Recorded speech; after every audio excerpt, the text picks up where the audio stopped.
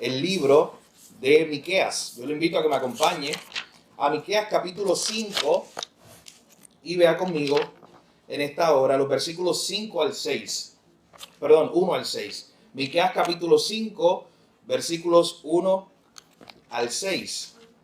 Nuestro tema para esta mañana es el verdadero rey de su pueblo, basado en este pasaje, que desde ya les adelanto, uno de los pasajes más importantes del libro de Miqueas en cuanto a las conexiones, las referencias que hace hacia Cristo.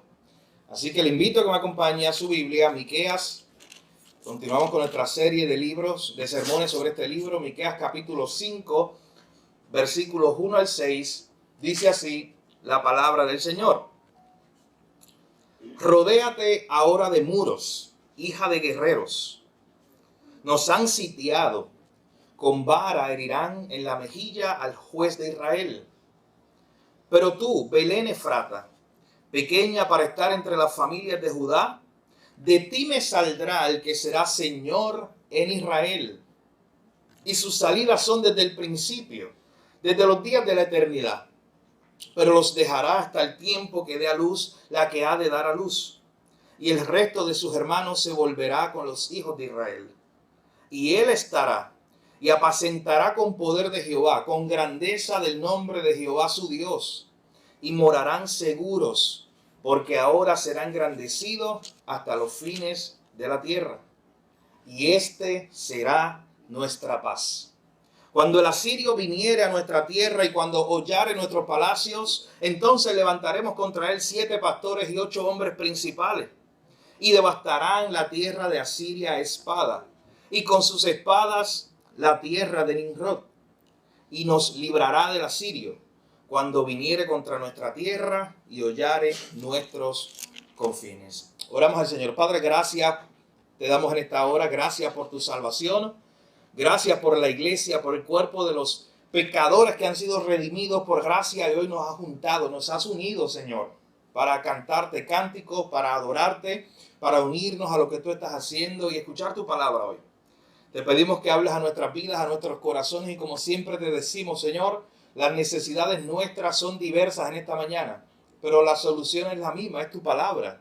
Tu palabra es suficiente, Señor, para darle fuerzas y nuevos ánimos al que está cansado, para darle sabiduría al que necesita sabiduría hoy, para confirmar, Señor, el camino correcto a algún hermano hoy, para sostener al débil. Tu palabra es suficiente. Y hoy te pedimos que nos hables a través de ella. En nombre de Jesús oramos, te lo pedimos todo. Amén.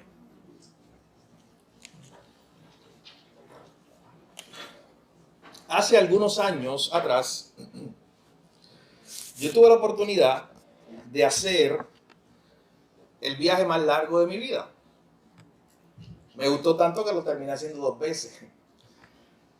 Pero yo recuerdo la primera vez que hice ese viaje a casa de mi hermana, que decidió mudarse para casi la otra parte del mundo, en el estado de Washington, desde donde salen los cruceros para Alaska. Escuche bien. Así que vive muy lejos. Y la primera vez que yo fui a visitar a mi hermana, después de hacer largas paradas, varios aviones, llegamos al aeropuerto de Seattle y ella nos dice, ahora faltan 3 horas para llegar a mi casa. O sea, ella vive todavía allá, vive muy lejos. Pero lo que sí me impresionó de ese viaje, especialmente de la primera vez, fueron los paisajes. Eran paisajes que yo no estaba acostumbrado. Imagínense, es el escenario de estar a unas horas de la frontera de Canadá y Alaska. Todo es diferente, todo es frío, árboles inmensos, montañas gigantes, ríos, lagos, todo muy, muy de película. Pero para mí lo más impresionante fue que tú estabas incluso en la carretera de camino a la casa o en la autopista y tú veías grandes montañas gigantes, como nunca yo las había visto. Y eran montañas blancas. Para mí eran hermosas. Montañas llenas de nieve. Que incluso en tiempo cuando se supone que es verano todavía están blancas en el tope.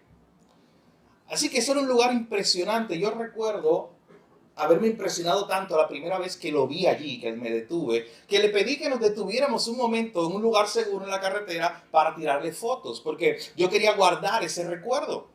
Yo quería guardar el momento donde yo estaba ante algo tan impresionante para mi vista, que lo había visto en una película, que lo había visto en una imagen, pero yo nunca había estado allí. Y ver esa montaña de hielo gigante y la imagen con un lago atrás y árboles, pinos, algo muy, muy bonito, un paisaje. Pero yo nunca me voy a olvidar que para mí era impresionante el que la gente no se detuviera a ver eso. Y que 2 o 3 personas que fuimos de acá, fuimos los que quisimos detenernos para ver eso, para tirarle fotos. Y decía, pero ¿por qué la gente no se para tirarle fotos a ese paisaje? ¿Por qué la gente no se para? ¿Por qué no ponen, yo planificaba allí, ¿por qué no ponen un banquito y la gente se sienta y tienen esta vista y leen un libro allí? O lo que quieras hacer, pero disfrutando esta vista. La gente simplemente pasaba en la carretera muy rápido. Y yo me impresionaba por eso. Yo recuerdo hablar con mi hermana que vive allá cerca de eso. Y para ella al inicio fue también impresionante todo. Pero usted sabe qué ocurre. Uno se acostumbra.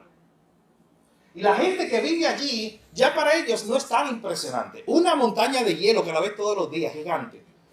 Con sus pinos, con su lago, una foto.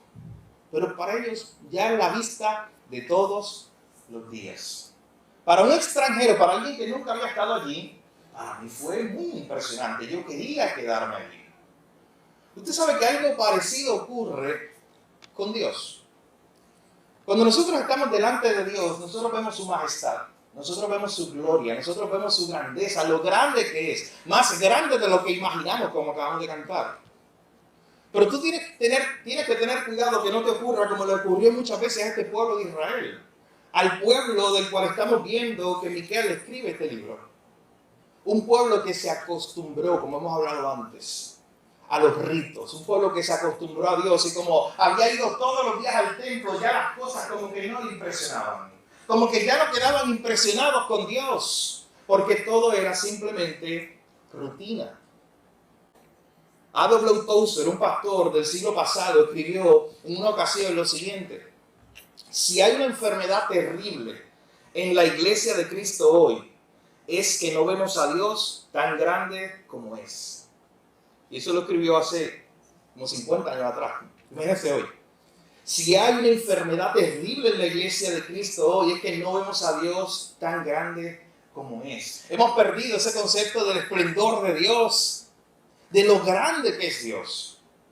Y este pueblo que estamos viendo a través de este libro se había acostumbrado a las cosas religiosas a tal punto que ya Dios no les impresionaba. ¿Y usted sabe qué hizo el autor? ¿Qué hace Miqueas en este capítulo? Hermano, es un despliegue. Este capítulo 5 es un despliegue de atributos de Dios. Y yo quiero que lo veamos verso a verso para que veamos todos los atributos que Miqueas va a presentar acerca de Dios. Es como si Miqueas le estuviera diciendo al pueblo: mira, ustedes tienen a este Dios, este es su Dios. Un despliegue de las glorias de Dios, de la grandeza de Dios frente a ellos. Noten interesante, para un pueblo que se había acostumbrado a Dios, ¿saben qué le dio el profeta? Una visión más grande de Dios, una visión verdadera de Dios, para que ellos supieran quién es Él.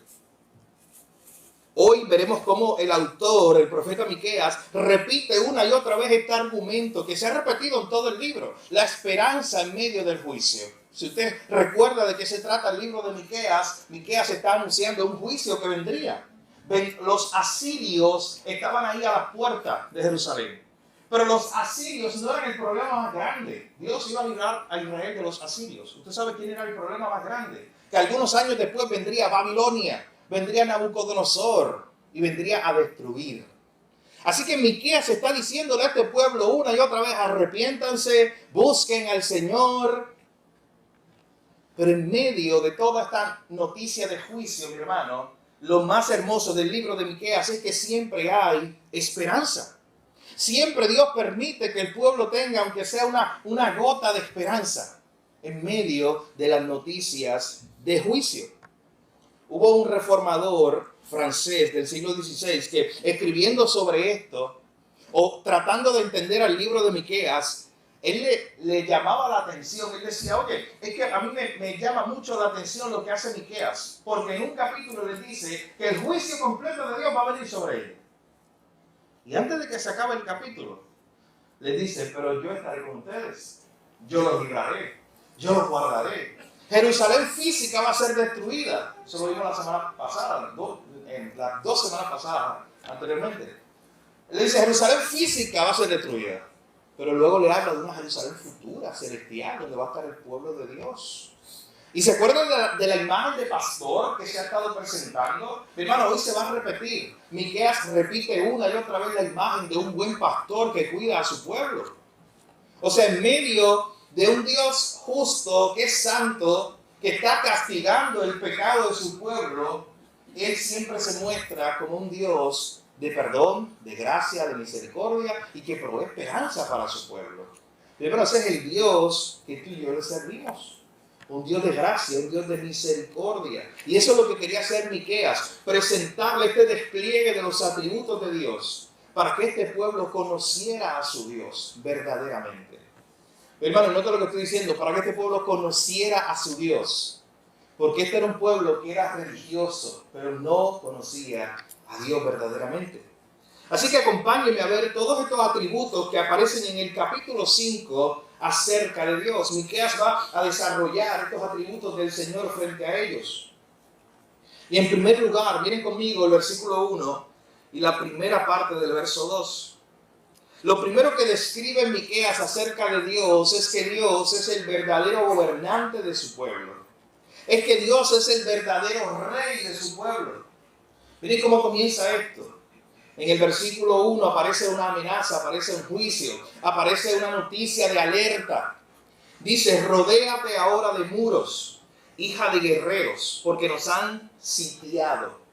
O sea, en otras palabras, Miqueas le está diciendo a su pueblo, oye, prepárate, prepara muros, haz algo, porque está sitiada. Y la idea de una ciudad que estaba sitiada, ¿sabe qué significaba? Era una ciudad que ya todos los caminos de escape ya estaban tomados por el enemigo. Así que no había ruta de escape, no había ruta de salida. Es el escenario del versículo 1. Van a venir los enemigos, los van a destruir, así que prepárense, porque ustedes están rodeados por todas partes. Oye, pero vean el versículo 2, la primera palabra. Solo la primera palabra. Mírenlo ahí. Hay un pero. O sea, tú estás rodeada, viene juicio para ti. Estás asediada por todas partes, Jerusalén. No hay forma de salir de aquí. Pero ese es el escenario que Dios quiere mostrarle a este pueblo. Que Él siempre les tiene una salida. Que Él siempre les tiene una solución. Así que en el verso 1 se le había dicho a Jerusalén que se preparara para el asedio. Y miren lo que dice la última parte del verso 1. Con vara herirán en la mejilla al juez de Israel. O sea, está sitiada. Van a venir los enemigos y van a humillar a tu rey. El juez de Israel es una referencia al rey de ese momento en Israel. Y cuando dice que lo herirán en la mejilla, eso era una humillación en ese tiempo. Era humillar al rey. Porque herir en la mejilla significa que yo tengo acceso al rey y yo con él lo que quiera lo hiero, lo humillo delante de todos. Así que esta era una mala noticia para Jerusalén. La ciudad está rodeada, no hay salida y tu rey, el rey que está allí, va a ser humillado también. Pero entonces aparece el verso 2, mi hermano, con una esperanza. Y mira lo que siempre hace Miqueas. Él siempre mira al futuro. Y le dice, pero tú, Belén Efrata, pequeña para estar en las familias de Judá, de ti me saldrá el que será Señor en Israel. Entonces, miren lo que hace de momento Miqueas. Está hablando de la Jerusalén física que está asediada, que va a ser destruida, cuyo rey físico, el rey que está allí, va a ser humillado también. Y de momento les habla de que en algún momento vendrá, me gusta como dice, de ti me saldrá. En algún momento vendrá el que será Señor en Israel. O sea, es como si Miqueas le estuviera apuntando de que el pueblo de Dios tiene un rey más grande que el rey que estaba allí puesto. El pueblo de Dios tiene un rey más grande que no ha llegado, que viene de camino y que va a venir del lugar menos esperado. Porque los reyes nacen en el palacio. Ahí se supone que diga, oye, tranquilo Jerusalén, porque Jerusalén es la ciudad donde están los palacios y viven los reyes. Tranquilo Jerusalén, que en algún momento vendrá de tu linaje un rey. No, mi hermano, ahí dice, tranquilo Belén. Y usted sabe que Belén, mi hermano, lo dice el mismo texto, eres pequeña para estar entre las familias de Judá. Belén, tú que eres la ciudad que no te cuenta mucho de importancia, de ti saldrá el verdadero rey de mi pueblo. Oh, mi hermano, noten por qué Miqueas le está dando una profecía a esta gente que está a la expectativa de que venga el ejército opresor a atacarlos y a destruirlos. Ellos están a la expectativa del sufrimiento que iban a enfrentar, y de momento Miqueas hace que ellos miren al futuro, que ellos miren miles de años después, cientos de años después, al futuro, a decir, oye, pero vendrá el que es el verdadero rey de Israel. Mi hermano, usted sabe que ese texto se menciona en el Nuevo Testamento al menos 2 veces. Usted ya debe tener en su mente esa escena donde vienen unos sabios de Oriente. ¿Recuerdan esa historia en Mateo capítulo 2? Donde vienen unos sabios de Oriente dirigidos por una estrella a buscar a un rey que había nacido. Y por supuesto los reyes nacen en Jerusalén, así que ellos van a buscar en la ciudad donde nace o donde nació el rey. Allí se lo dicen a Herodes, que Herodes era un déspota, Herodes era un hombre que vivía rodeado de temor de que alguien le quitara su trono. Él estuvo dispuesto a matar familiares muy cercanos de él por tal de que no le quitaran su trono. Y de momento vienen unos extranjeros y le dicen, ¿sabes que en tu territorio nació otro rey y no eres tú? Y no es de tu linaje. Así que Herodes, usted recuerda la historia, Mateo capítulo 2, Herodes va a buscar a los sabios, a los eruditos, a los escribas. Y les hace la pregunta y les dice allá en Mateo capítulo 2, y le dice, oye, ¿de dónde es que viene? ¿Dónde va a nacer el Mesías? Y usted sabe qué le dicen los eruditos. Le dicen, oye, Miqueas había profetizado en algún momento que el Mesías nacería en la ciudad más insignificante, que el Mesías nacería en Belén.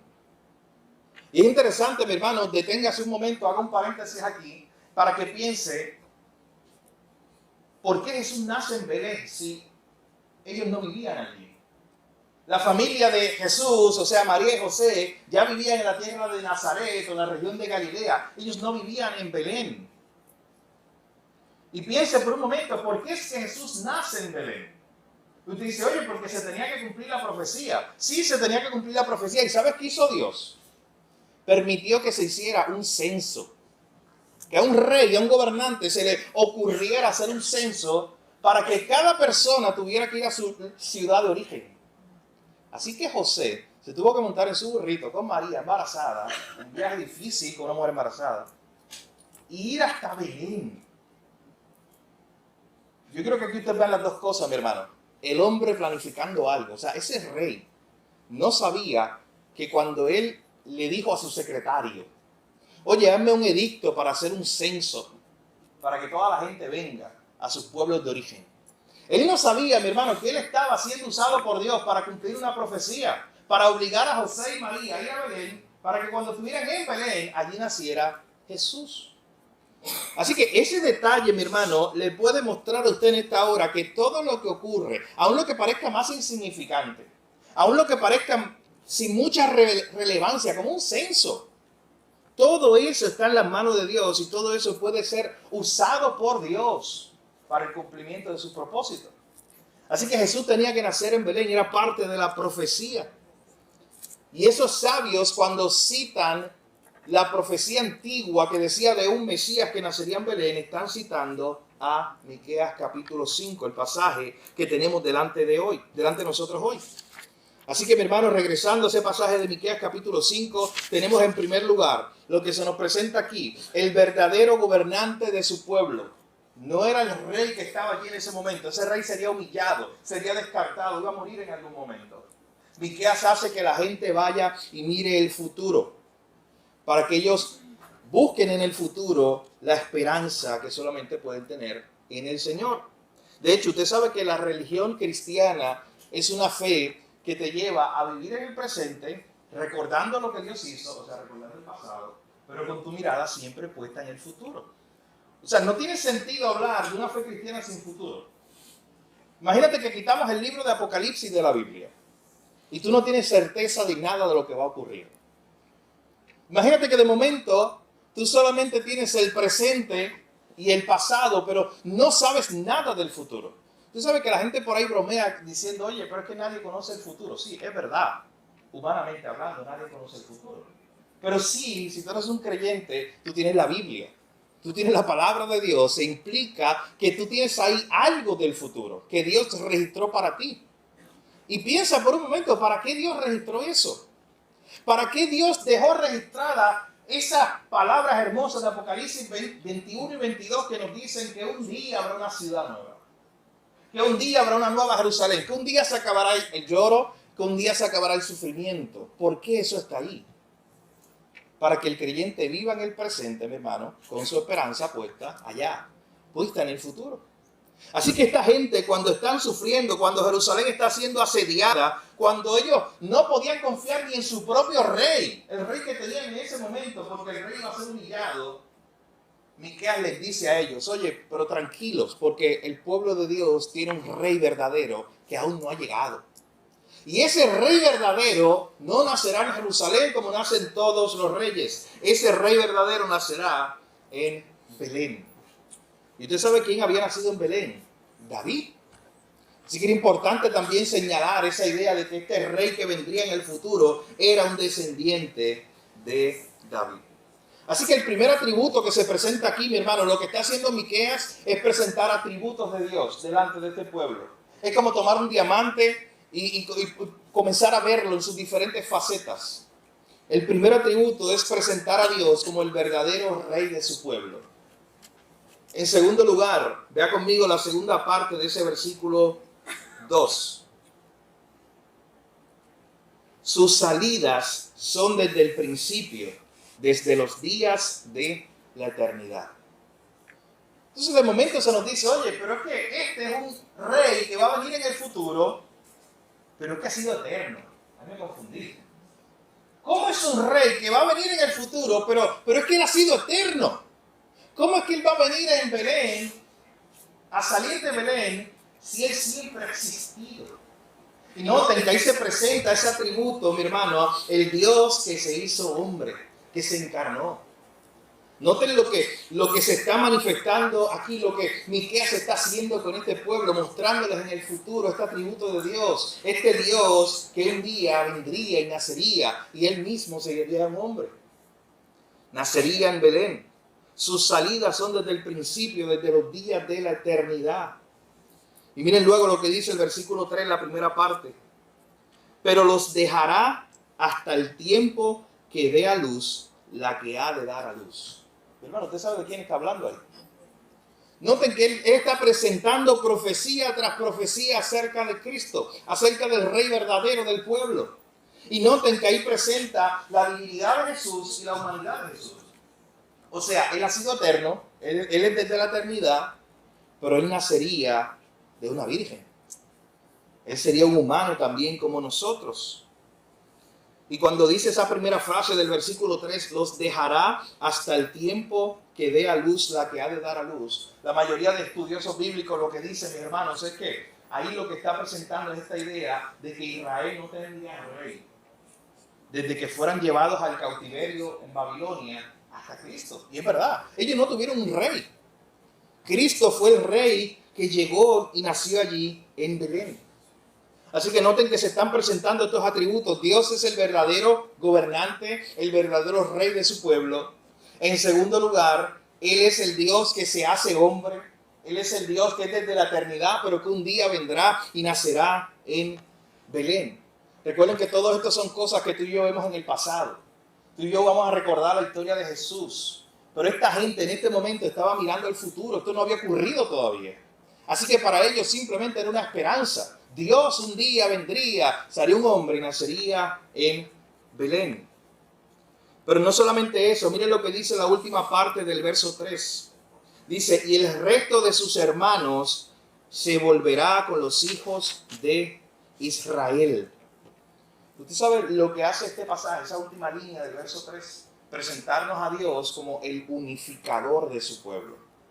Noten los atributos que se van presentando. En primer lugar, Dios es el verdadero rey de su pueblo. En segundo lugar, Él es el Dios que se hizo hombre, el Dios que ha existido desde la eternidad, pero que un día nacería de una mujer allá en la ciudad de Belén.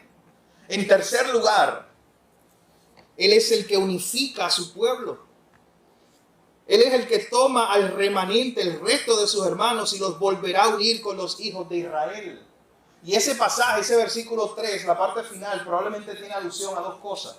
Tiene alusión a cuando el pueblo fuera enviado al cautiverio y en un momento dado iba a regresar. Ellos tenían la esperanza de que ellos iban a ser enviados al cautiverio en Babilonia, pero que 70 años después ellos iban a regresar. Pero también es probable, mi hermano, que este pasaje esté aludiendo a que Dios es el que unifica a su pueblo, el que toma a los que no son parte del Israel físico y los injerta. Eso es toda una teología que usted la ve en el Nuevo Testamento. Un misterio. Pablo le llama eso un misterio. ¿Cómo es que Dios toma a los que no eran pueblo? A ti y a mí que somos gentiles. Que no teníamos los títulos de ser herederos de Abraham en lo físico. Y cómo Dios nos injerta y cómo Dios entonces hace de dos pueblos uno, lo que dice en Efesios capítulo 2. Así que Dios es el unificador de su pueblo. Él es el que en algún momento dado va a tener un pueblo de toda tribu, lengua y nación. Hermano, este es Miqueas capítulo 5, verso 1 al 3. Y noten todo lo que le ha dicho Miqueas a este pueblo acerca de Dios. Él es el verdadero Dios de Israel, o el verdadero rey del pueblo. Él es el rey que un día vendrá, o el Dios que un día vendrá y se hará un hombre y nacerá en Belén, aunque Él es eterno. Él es el unificador de su pueblo. Número 4. Miren ese verso 4 precisamente. Él es el pastor y protector de su pueblo. Noten todas estas características que se va presentando. Y esta no es la primera vez, ustedes lo saben, no es la primera vez que Miqueas usa esta imagen de Dios como un pastor que está cuidando a su pueblo. ¿Recuerdan la imagen del capítulo anterior que a mí me encantó? La imagen de cómo este es un pastor que va a buscar a la oveja coja, a la que era rechazada, a la que no se usaba para los sacrificios. Este es un pastor que va a buscar a la oveja que está aislada y la va a buscar y la va a rescatar y de ella va a ser un pueblo. Pues miren lo que ocurre en el verso 4. Dice, y Él estará. Hermano, esa frase, usted dice, ¿Él estará dónde? Porque ahí no dice más nada. Esa primera línea del verso 4. Dice, y Él estará. Luego dice, apacentará, que eso lo vamos a explicar ya mismo. Pero noten esa frase, ¿qué significa eso? ¿Qué significa? Dios estará. Hermano, ese es el Dios que está presente en su pueblo. Eso es suficiente, no hay que explicarlo mucho. Él es el Dios que está con su pueblo. Él es el Dios que acompaña a su pueblo. Él es el Dios que cuando los amigos de Daniel estaban allá en el horno de fuego, Nabucodonosor se volvió loco porque había 4 y eran 3. ¿Te acuerdas de eso?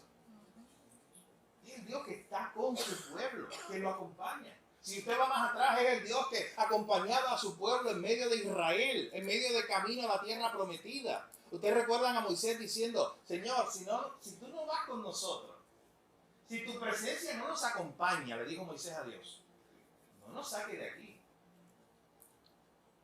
Eso es tan fascinante, ¿sabe por qué?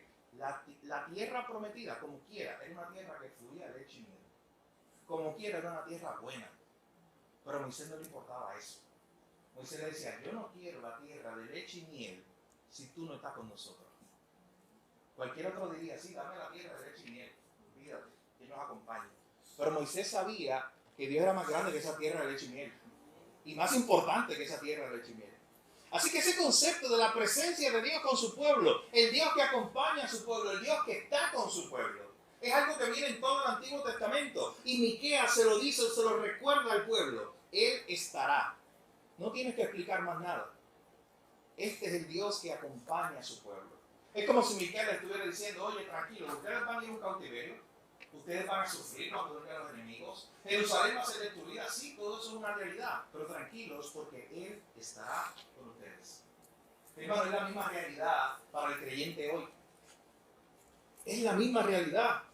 El creyente puede pasar por diversas pruebas en su vida, Pero esa frase del verso 4, usted márquela, sáquela, la pone ahí en su, no sé, lo más que usted vea todos los días, la nevera, probablemente. Lo que usted quiera.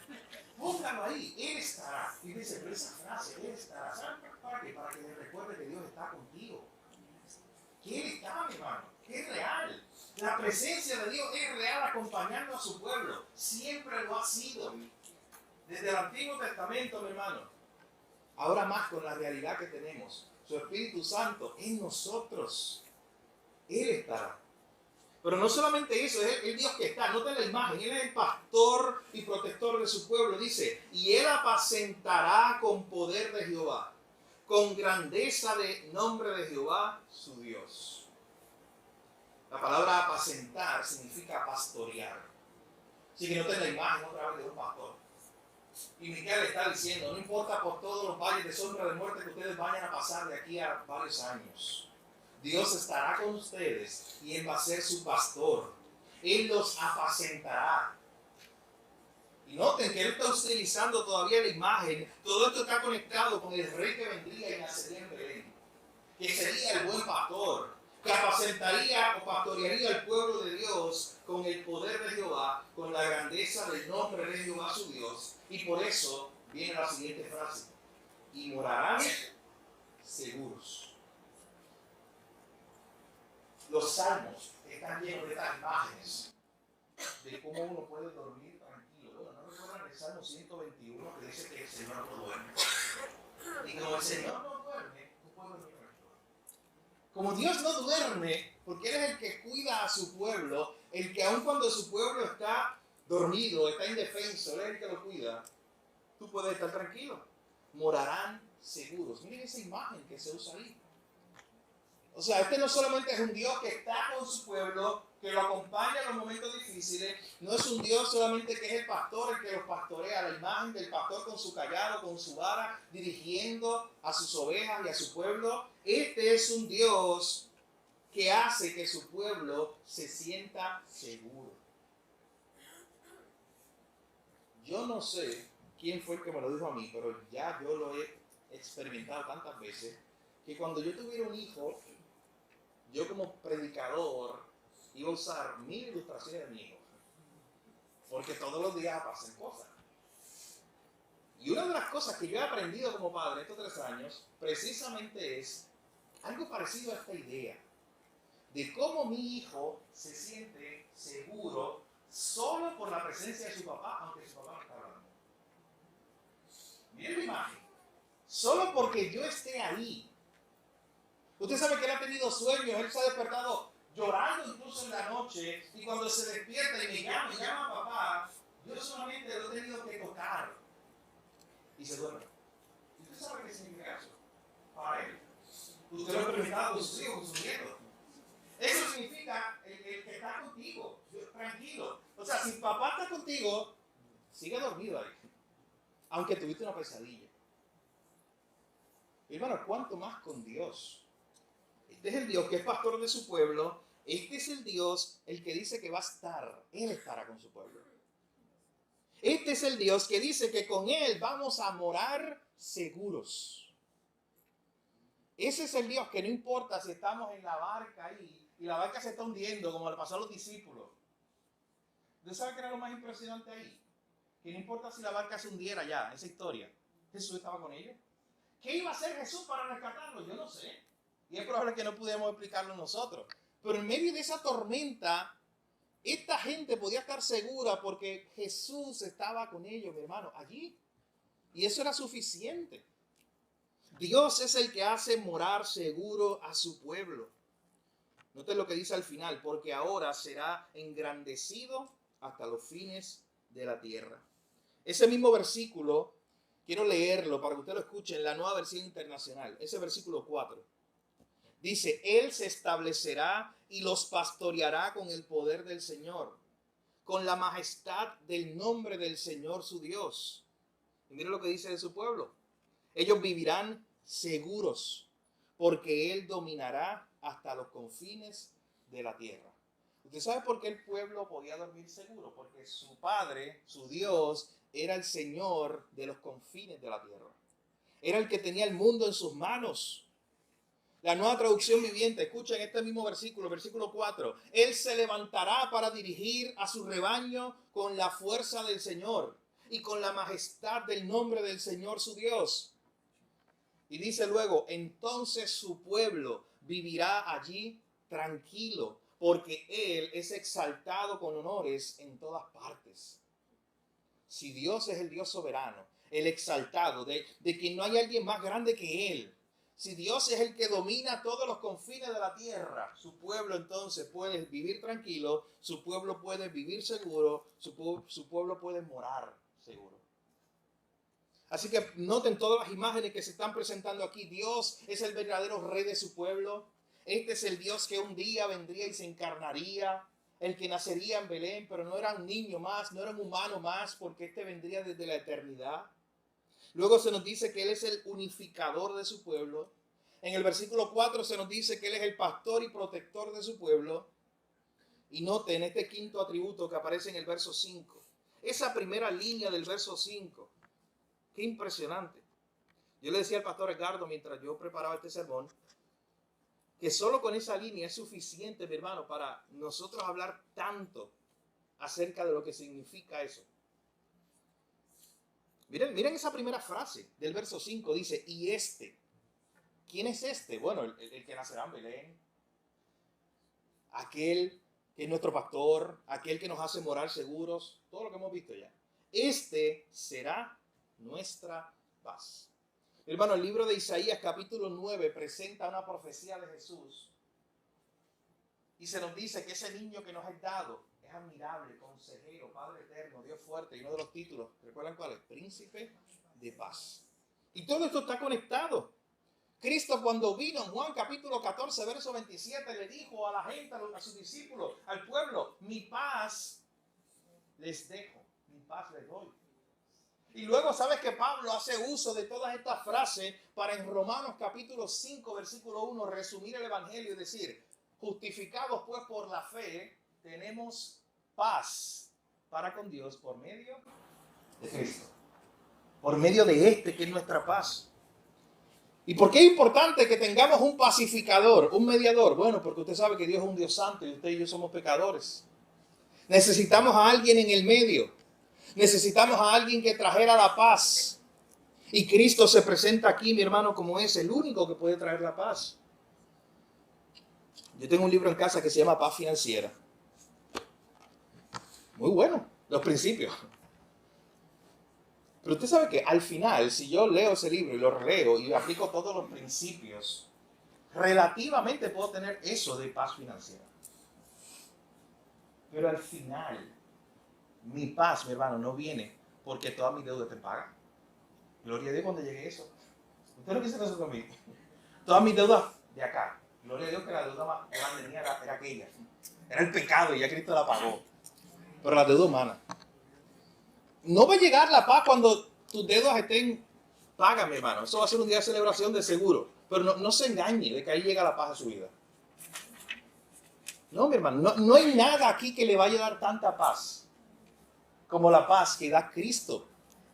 Como la paz que da el Señor. Él será nuestra paz. Él es el que hará que nuestro corazón descanse tranquilo por la noche. Yo he escuchado tantas veces esta idea de, oye, es que tal cosa no me deja dormir. Lo que sea, un problema, una situación financiera, lo que sea. Cuando yo resuelva esto, yo voy a dormir tranquilo. No, mi hermano. ¿Sabes por qué? Porque en este mundo caído, cuando tú resuelvas eso, es más, antes de resolver eso, perdona que te lo recuerde hoy, van a aparecer 5 cosas más. 5 más para tú tratar de resolver. Así que nunca vas a dormir tranquilo siguiendo eso. La única forma, mi hermano, en que usted va a dormir tranquilo es la realidad del salmista que decía, en paz me acostaré y así mismo dormiré. ¿Por qué? Porque solo tu Señor me hace vivir confiado. La verdad hermosa del Salmo 4. Solamente ese duerme en paz. Solamente ese disfruta de esta paz. Aunque alrededor el mundo se esté cayendo en pedazos, mi hermano. Eso es una paz que está aquí en nuestro corazón. Esa paz que sobrepasa todo entendimiento. Y aquí se nos presenta a Jesús y se nos dice, Él, este será nuestra paz. Mi hermano, si tú necesitas paz en esta mañana, búscala en Cristo, ve a Él. Dile, Señor, hemos visto todas estas profecías, tú serás nuestra paz. Se habló de ti como el príncipe de paz. Tú dijiste, mi paz les dejo. Señor, yo quiero experimentar esa paz hoy. Yo necesito esa paz hoy. Así que Él no solamente es el rey de su pueblo, no solamente es aquel Dios que se hizo hombre, el unificador de su pueblo, el pastor y protector de su pueblo. Número 5, el que trae paz a su pueblo. Miren la parte final de este pasaje. La última parte del verso 5 y el versículo 6. Dice, cuando el asirio viniera a nuestra tierra y cuando hollare nuestros palacios, entonces levantaremos contra él 7 pastores y 8 hombres principales y devastarán la tierra de Asiria a espada y con sus espadas la tierra de Nimrod, y nos librará del asirio cuando viniere contra nuestra tierra y hollare nuestros confines. Ese último atributo que se presenta de Dios es el Dios que trae libertad a su pueblo. El Dios que libera a su pueblo de todos sus enemigos. Usted sabe que Asiria era el enemigo principal en ese momento. Pero esto es un pasaje que se aplica a todos los enemigos del pueblo de Dios. No importa que fuera Asiria, no importa que fuera Babilonia, no importa que fuera Roma, quien sea que se haya levantado como enemigo de Dios, ninguno de ellos prevaleció. De hecho, Cristo mismo dijo en Mateo 16 que Él edificaría su iglesia y las puertas del Hades, las puertas del infierno aún no prevalecerían contra ella, porque Él mismo defendería su iglesia. Una de las imágenes que más me gusta es cuando de momento se le aparece el Jesús resucitado a Pablo de camino a Damasco. ¿Recuerdan esa escena? Donde de momento este hombre, Saulo de Tarso, tiene tarjetas, tiene permiso, cartas que le autorizan a él a arrastrar de las casas. Ese es el término que usa. Pablo no iba y le hablaba como un alguacil moderno o algo parecido. Le decía, mira, tienes una cita con el tribunal, acompáñame, tienes una cita el tal de marzo, qué sé yo. No. ¿Sabes qué hacía Pablo, mi hermano? Dice que arrastraba, la sacaba a la gente de las casas y lo llevaba a la cárcel. Ese era el trabajo de él. Y de camino allá a Damasco a hacer eso, se le aparece Cristo, y algo impresionante que siempre me ha llamado la atención es cuando Cristo le dice, oye, Saulo, Saulo, ¿por qué me persigues? Oye, pero ¿quién estaba persiguiendo a Pablo? Era la iglesia. Pero es que cuando se metieron con su iglesia, estaban metiendo con él, con Cristo. Él es el protector de su pueblo. Él es el que guarda a su iglesia. Y por eso le dice, ¿por qué me persigues a mí? Así que aquí se presenta el Dios que protege a su pueblo, el Dios que trae libertad a su pueblo de todos sus enemigos.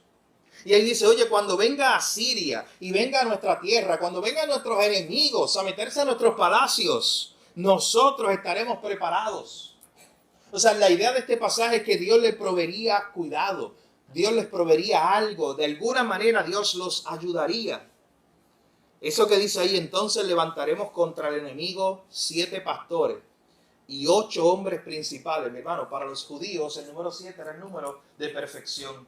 Cuando decían 7 pastores era como la plenitud, era como que estamos preparados. Pero dice, levantaremos 7 pastores y aún 8 hombres principales.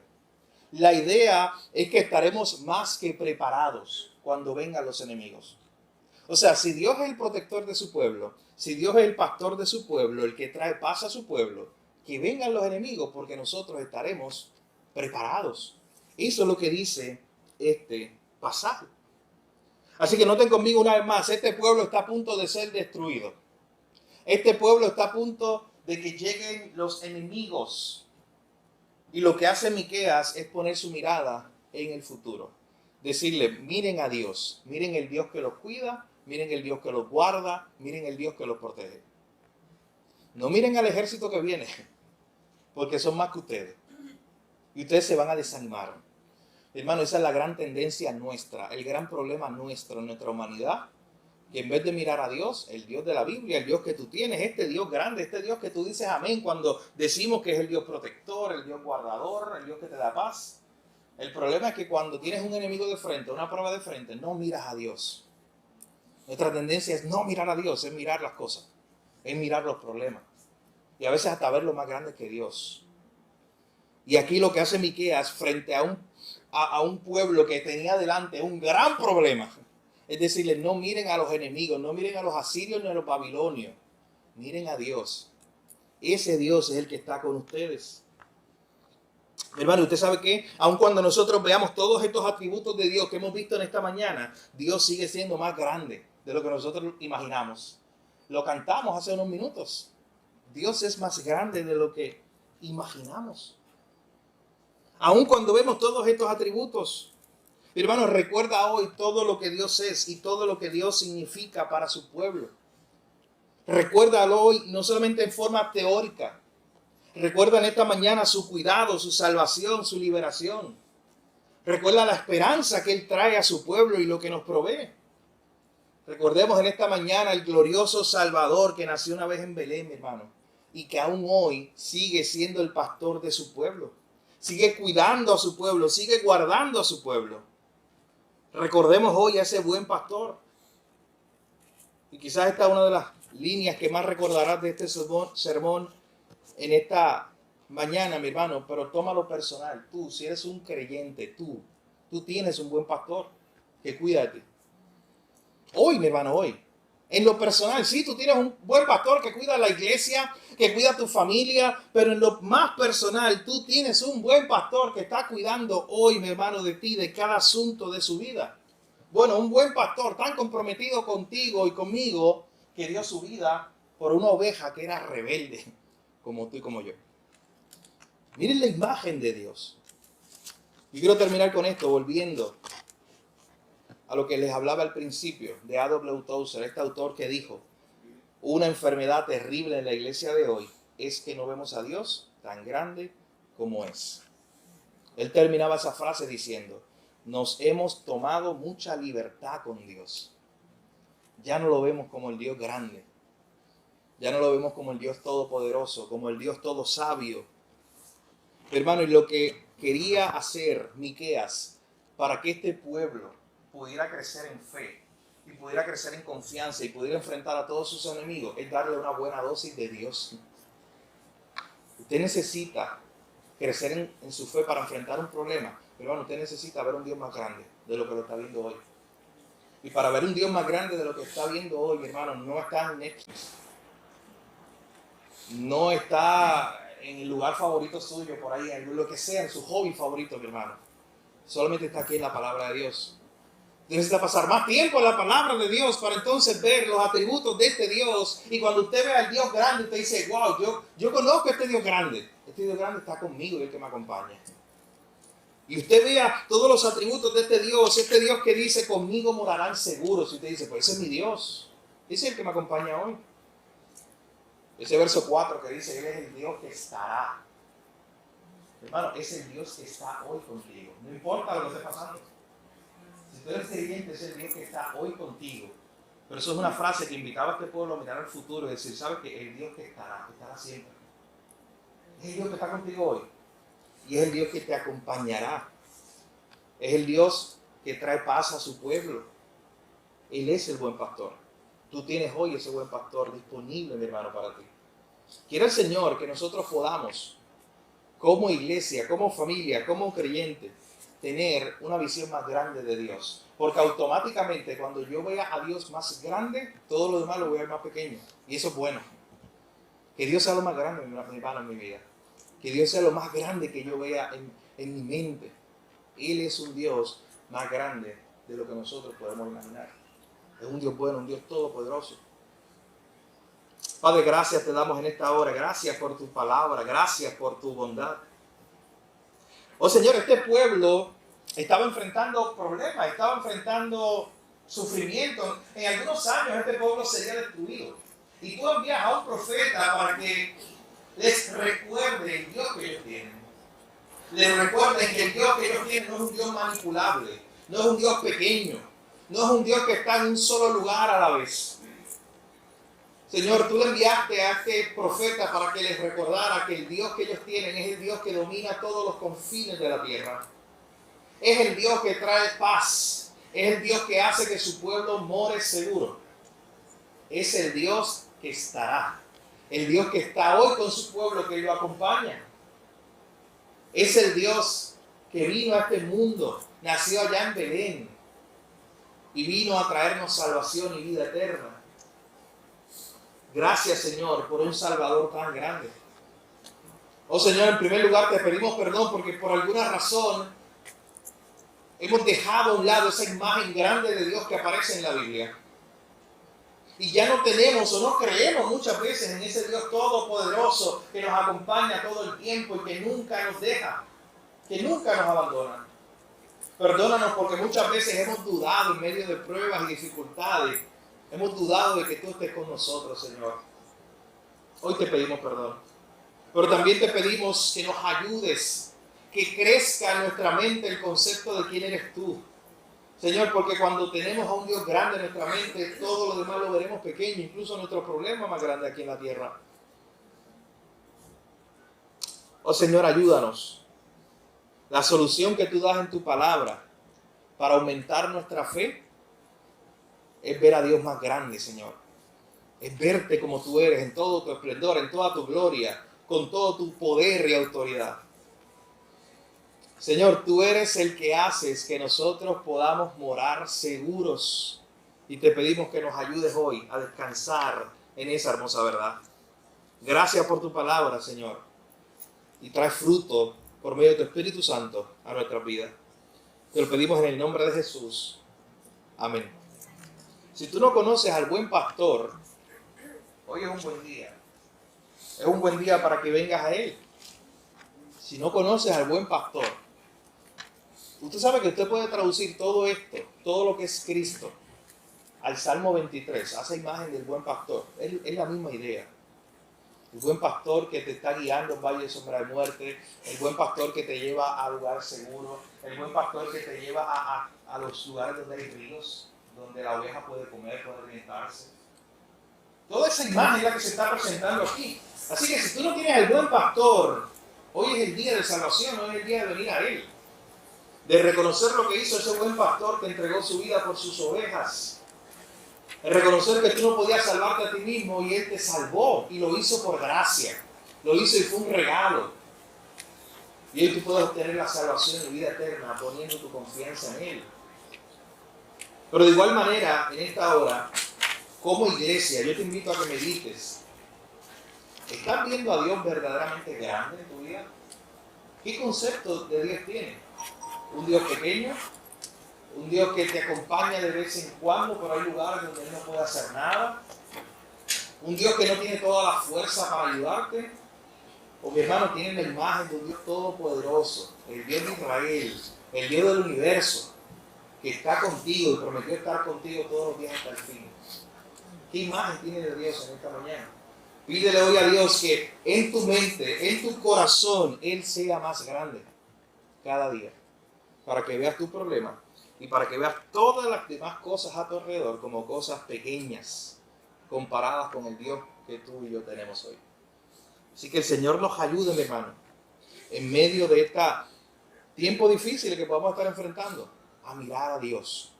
Tú sabes que los problemas lo que hacen es quitar la mirada de Dios. Pero el llamado que hace mi que hace su pueblo, el llamado de Dios hoy a nosotros como su pueblo, sigue mirando a Dios, míralo a Él, mira lo grande que es Él, mira lo poderoso que es Él. Mi hermano, tienes un diagnóstico de enfermedad terrible, terminal incluso. Mira el poder de Dios. Tienes una solución en tu casa que no tiene solución, o una situación en tu casa que no tiene solución. Mira el poder de Dios. Tenemos que mirar eso. Porque verdaderamente, mi hermano, nuestro problema más grande sigue siendo el que decía A.W. Tozer. No vemos a Dios tan grande como es. Quiere el Señor hoy ayudarme, hermano, a expandir esa imagen de Dios en nuestra mente. Y la próxima vez que veas tus problemas gigantes, ve por encima de eso. Ve por encima de esas situaciones y ve que tu Dios es más grande. Que nuestro Dios es más grande de lo que nosotros imaginamos. Y que Él tiene poder mucho mayor de lo que tú puedes imaginar. Usted sabe que yo le he dicho a Dios en oración, y esto es algo que ha ocurrido en las últimas semanas, tal vez el último mes. Muchas veces yo he ido a Dios en oración, en la oración de la mañana, y le he dicho, Señor, yo te necesito más de lo que yo creo. Yo te necesito más hoy de lo que yo pienso. Y como yo te necesito más de lo que yo creo, yo necesito más de tu poder, ayúdame hoy a verte más grande hoy. Acompáñame hoy. Diga eso a Dios en oración todos los días, mi hermano. Yo te necesito más a ti de lo que yo incluso creo que te necesito. Que podamos ver ese Dios grande, mi hermano. Que Dios nos ayude. Ese Dios grande solamente lo vas a ver a través de la palabra. No hay otra forma de que crezca la imagen de ese Dios grande en tu vida y en tu corazón que pasar tiempo en la palabra de Dios. Así que damos gracias a Dios en esta mañana por su palabra y los invito una vez más a meditar en el Dios grande, glorioso que tú y yo hoy le servimos y que tú y yo hoy tenemos.